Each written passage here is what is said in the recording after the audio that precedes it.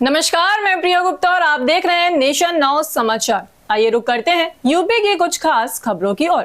अलीगढ़ के थाना ख्यार इलाके में मजदूर युवक के साथ दबंगों ने मारपीट की और 10,000 रुपए लूटने की कोशिश की। घटना सीसीटीवी में कैद हो गई। पुलिस मामले की जांच कर रही है।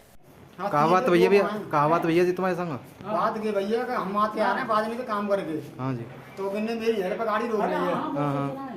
तो जबरदस्ती गाड़ी रोक के फिर बाद हम मार छेड़ कर दिए मुंह पे। हाँ। पहले एक लेबर रोक ली हमारी। हाँ जी। तो बात कह रहा है नहर में डालने को। अच्छा। फिर बाद के बाद वो लेबर आ गई है। तो फिर वो पे हाथ छोड़े दर्द ना मेरे फोन खराब कर दो। मैं तोड़ दो मेरे फोन का तो मैं 100 नंबर कॉल कर दूंगा।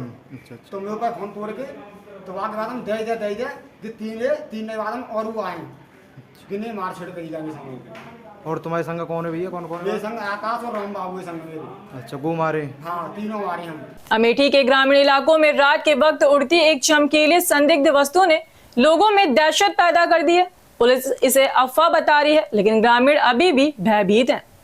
झांसी के महारानीपुर में दोस्त से दूर होने के डर से महिला ने नदी में छलांग लगाई। पुलिसकर्मी ने समय रहते उसकी जान बचाई। मामला जांच में है। अभी जैसे इमरजेंसी में एक लड़की आई है जिसको मतलब बेहोशी की अवस्था में पुलिस वाले के द्वारा लाया गया था। कथित तौर पे वो पास में नदी है, उसमें सुसाइडल उसका अटेम्प्ट था। आने पे अभी प्राथमिक उपचार करने के बाद लड़की थोड़ा होश में आ गई है और रहने से अपना नाम सुधा राय बता रही है। यही नई बस्ती महारानीपुर की रहने वाली है और पेशेंट अभी ठीक ठाक स्टेज में है। अमेठी के मुसाफिर खाना क्षेत्र में रदौली गांव में धोरे हत्याकांड का शव देर रात पहुंचा। पोस्टमार्टम रिपोर्ट मां बेटे के सिर और चेहरे पर गंभीर चोटें पाई गई। पुलिस ने कहा कि दोनों को संभालने का मौका नहीं मिला। आज उनका अंतिम संस्कार होगा। जांच जारी है। झांसी के तोड़ी फतेहपुर में महिला रचना यादव हत्याकांड का तीसरा आरोपी प्रदीप उर्फ दीपक अरिवार पुलिस की गोली लगने से घायल हो गया। पूर्व प्रधान संजय पटेल के साथ मिलकर हत्या की थी। पुलिस ने 25,000 रुपए का इनाम रखा था। मुखबिर की सूचना पर वाहन जांच में मुठभेड़ हुई, जिसे आरोपी गिरफ्तार हुआ। गाँव के पास में जो थाना तोड़ी फतेहपुर पड़ता है, मेन रोड से एक रास्ता आता है मंदिर के लिए।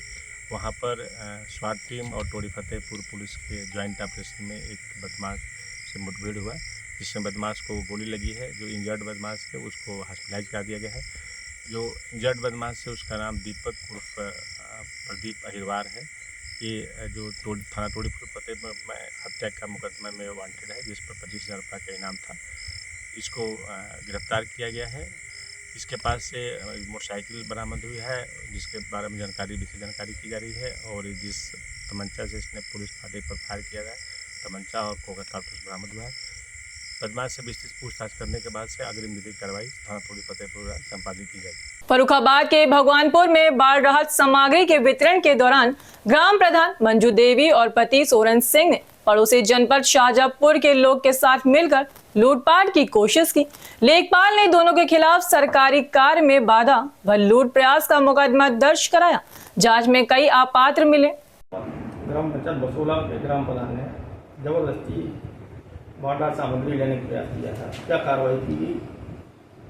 देखिए, ये जानकारी प्राप्त हुई कि नगला बसोला ग्राम प्रधान हमारा जो कायमगंज में शमशाबाद मंडी में वितरण स्थल हम लोगों ने बनाया है। जो बाढ़ प्रभावित क्षेत्र के लोग थे उनको वहाँ पे पूरा सर्वे करने के बाद और उनकी पूरी लिस्ट तैयार करने के बाद सत्यापन कराते हुए उनको वितरण कराया जा रहा है। जानकारी में आया कि नगला बसोला के प्रधानपति द्वारा अनायास दबाव बनाते हुए जिन लोगों का सत्यापन नहीं हुआ, जो सत्यापन लिस्ट में नहीं थे, उन लोगों को जबरदस्ती खाद्यान्न या राहत किट वितरण करने के लिए दबाव बनाते हुए उनको देने का प्रयास किया गया, जिसके संबंध में संबंधित लेखपाल द्वारा विधिक कार्रवाई करते हुए एक FIR दर्ज कराई गई है।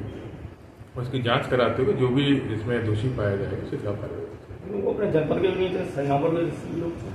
ऐसी जानकारी प्राप्त हो रही है, लेकिन ये जांच का विषय है और जांच में जो भी दोषी होगा और इस प्रकार का तथ्य अगर सत्यापित होता है तो निश्चित रूप से कार्रवाई की जाएगी।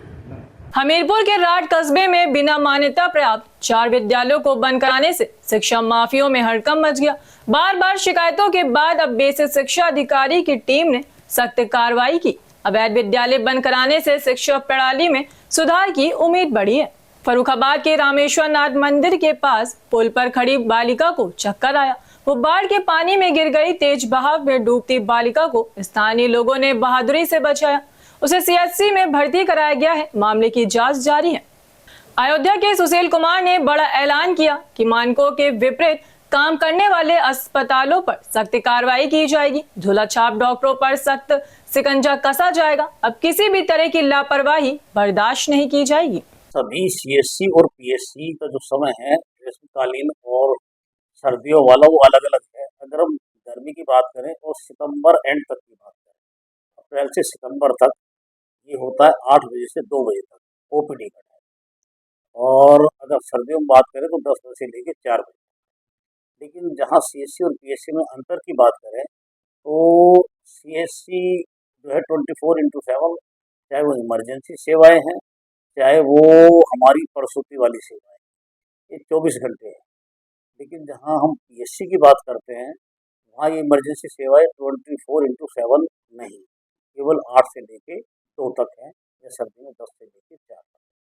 विधूना में अवैध अस्पतालों और क्लिनिकों पर स्वास्थ्य विभाग ने बड़ी कार्रवाई की। पाल हॉस्पिटल को बिना पंजीकरण सील किया गया। झोला छाप डॉक्टर द्वारा चलाए जा रहे जय मां रतनगढ़ अस्पताल और भोले क्लिनिक को नोटिस जारी कर चेतावनी दी गई है। औरैया में तैनात एसडीएम राकेश कुमार पर बड़ी कार्रवाई। सोशल मीडिया पर वायरल वीडियो के बाद डीएम डॉक्टर इंद्रमणि त्रिपाठी ने शुरू कार्रवाई जांच।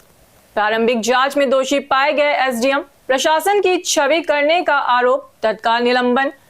राजस्व परिषद लखनऊ से किए गए संबंध। पीलीभीत के पूरनपुर में रात 11 बजे आसमान में दिखी रहीस में उड़ती रोशनी लोगों को चौंका दिया।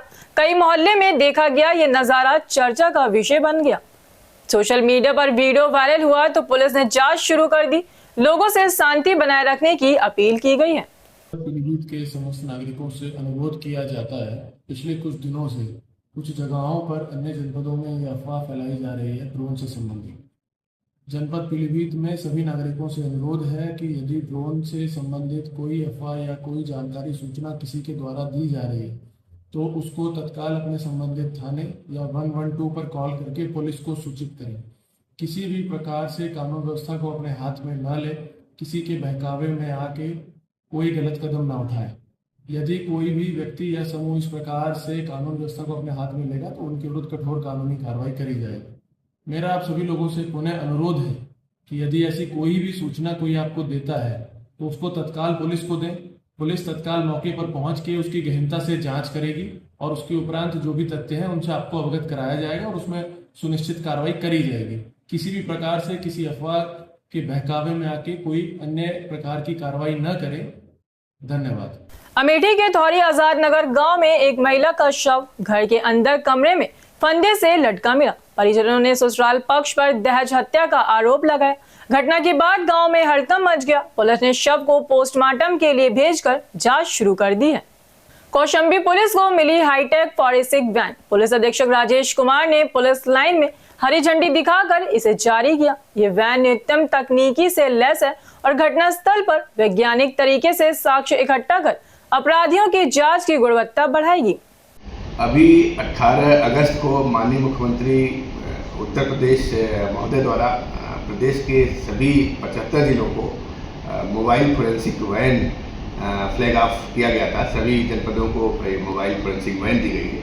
उसी क्रम में जनपद कौशाम्बी को भी एक मोबाइल फोरेंसिक वैन प्राप्त हुई है, जिसका आज मेरे द्वारा यहाँ पे शुभारम्भ किया गया, उसको फ्लैग ऑफ किया गया उसका। और इस वैन से मिलने से, इस वैन के मिलने से जो भी क्राइम सीन होता है वहाँ पे तत्परता से जाएंगे और वहाँ पे जो सैंपल्स होंगे, ब्लड के हों, सीमन के हों, हेयर मिला हो या कोई भी सैंपल, उसको प्रिजर्व करेंगे, उसकी जांच के लिए उसको लेबोरेटरी भेजेंगे। इस तरह से जो एक साइंटिफिक इन्वेस्टिगेशन है उसमें इस वैन के आने से मदद मिलेगी। और जो वहाँ पे घटनास्थल पे जो चीज़ें इनको मिलेगी वहाँ बहुत तेज़ी से पहुँच के उसको उसका सैंपल लेंगे और उसकी जांच कराएंगे। तो एक तरह से आप देखा जाए तो पुलिसिंग में टेक्नोलॉजी को बढ़ाया जा रहा है और जिससे अपराधों की विवेचना में जो फोरेंसिक के माध्यम से भौतिक साक्ष्य इकट्ठे होंगे तो इसमें विवेचनाओं में गुणवत्ता भी आएगी और इसमें सजा का प्रतिशत भी बढ़ेगा। इस तरह से बहुत उपयोगी है और इसका शुभारंभ हुआ है। अमेठी के त्रिसुंडी स्थित सीआरपीएफ सेंटर में भव्य 15वां दीक्षांत समारोह आयोजित हुआ। 44 सप्ताह की कड़ी ट्रेनिंग के बाद 131 जवानों ने सीआरपीएफ में प्रवेश लिया। डीआईजी राज बिहारी सिंह ने जवानों की सलामी ली और उत्कृष्ट प्रदर्शन करने वालों को सम्मानित किया। आज जो है हमारे 15 बैच के 131 जवान जो कि 44 वीक की ट्रेनिंग के बाद अपने अपने बटालियन जो कि देश के विभिन्न कोणों में तैनात है वहाँ पर के लिए तैयार हो गए हैं और देश की सेवा के लिए। किस तरह का प्रशिक्षण दिया गया है? प्रशिक्षण जो है शारीरिक होता है, वेपन का होता है, टैक्टिक्स होता है, फील्ड क्राफ्ट होता है, फील्ड इंजीनियरिंग होता है, ये GIS होता है, GPS होता है, नेविगेशन है। तो सभी फील्ड में हम उनको मास्टर बना करके फील्ड की आवश्यकता के अनुसार हम लोग यहाँ से जो भेजते हैं जिससे कि देश की सेवा में अपना जो है सर्वोच्च जो है दे सके। कितने महीने की ट्रेनिंग होती है? टोटल जो है 44 वीक है, 250 दिन, 2684 पीरियड इनका होता है। कितने आरक्षियों ने ट्रेनिंग ली? 131 आरक्षियों ने ट्रेनिंग ली। इसके अलावा हमारे पास जो है 1672 रिक्रूट अभी जो 44वें वीक में इनकी ट्रेनिंग चल रही है। इनका भी 44 वीक की ट्रेनिंग के बाद इनका भव्य पासिंग आउट परेड इसी जगह पर करवाया जाएगा। अब इनकी तैनाती कहाँ पे किस तरह से की जाएगी? मैक्सिमम जो तैनाती है आप लोग को भी पता होगा कि आज की डेट में जो देश की समस्याएं हैं, जैसे आपका जो JNK है, LWE है, नॉर्थ ईस्ट है, इन थिएटर में इनकी तैनाती की जाएगी।